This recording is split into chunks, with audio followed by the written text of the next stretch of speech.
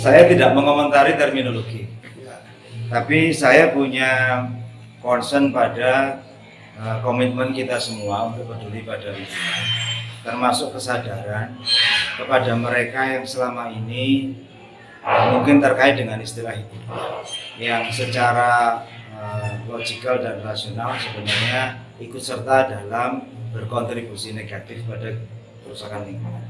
Maka sudah saatnya itu semua dihentikan.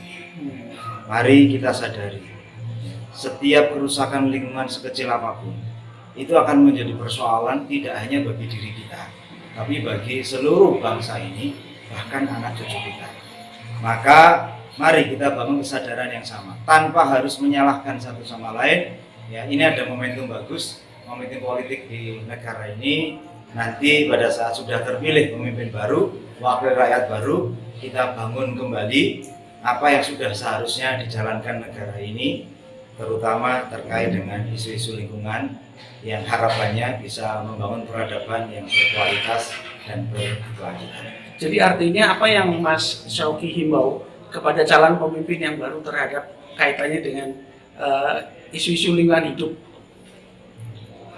Saya berharap pemimpin dan wakil rakyat yang nanti terpilih itu akan jauh lebih peduli terhadap isu-isu lingkungan hidup, akan memahami betul persoalannya apa, akan bisa memprediksi dalam 5, 10, 15 tahun bahkan lebih ke depan akan menjadi seperti apa lingkungan hidup di Indonesia apabila tidak ditangani dengan tepat sejak hari ini. Semoga Indonesia akan mendapatkan pemimpin dan wakil rakyat yang memiliki pengetahuan dan kompetensi semacam ini. Terima kasih Mas. Ini Mas, sebetulnya setiap agama kita, ya, dalam hal ini orang Islam, taubat ekologis itu kan satu narasi yang cukup bagus ya dari paus-paus. Nah itu intinya manusia menjadi khalifah atau pemimpin di dunia, tetapi sekaligus juga menjadi pemimpin perpustakaan di dunia juga. Nah ini yang kemudian harus ada nggak cuman komitmen, tetapi juga harus ada landasan atau pondasi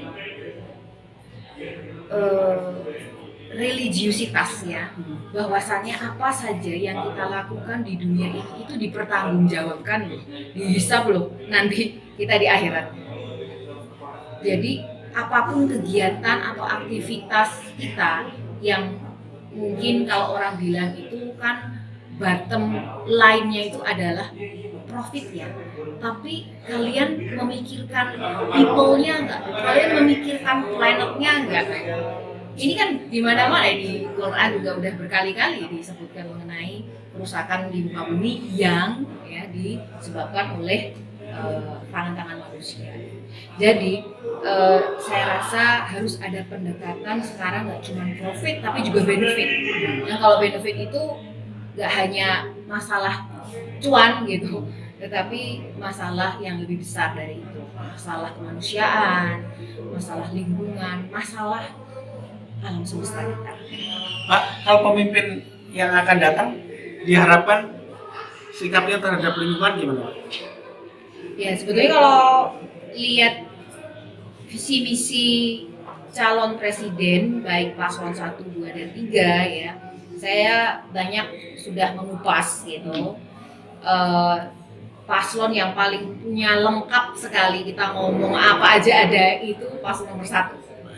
Saya harus katakan, saya bukan pemilih irasional, saya pemilih yang rasional. Saya bukan pemilih pakai perasaan, tapi saya pakai logika gitu. Jadi saya bandingkan mereka dan ngomong tentang energi, ngomong deforestasi, mengenai bagaimana nasib dari masyarakat yang terdampak oleh perubahan iklim, kemudian ngomongin tentang kegiatan-kegiatan ekonomi yang merusak lingkungan dan seterusnya, itu lengkap banget ya di visi misi, dan bagaimana mereka punya komitmen membuat energi baru dan terbarukan tanpa meninggalkan satu orang pun ya di belakang.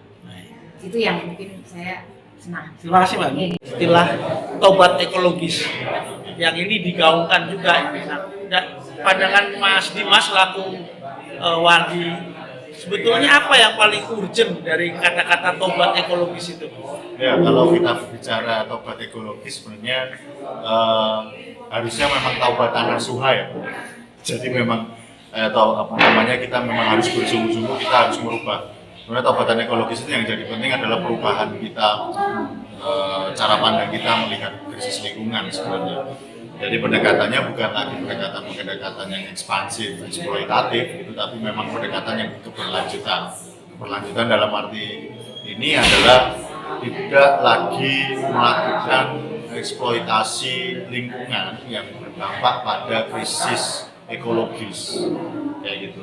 Nah, jadi itu pun mulai semuanya. Jadi dari kebijakannya dia harus tidak boleh apa istilahnya bersifat merusak, dia harus bersifat melindungi. Kemudian dari mulai pemerintahannya, tata kelola kelembagaannya, dia punya apa value yang itu tidak merusak lingkungan secara nilai. Jadi memang taubatan ini adalah taubatan secara holistik harusnya. Nggak hanya jadi apa namanya komoditas apa jargon aja, tapi memang harus benar-benar diimplementasikan.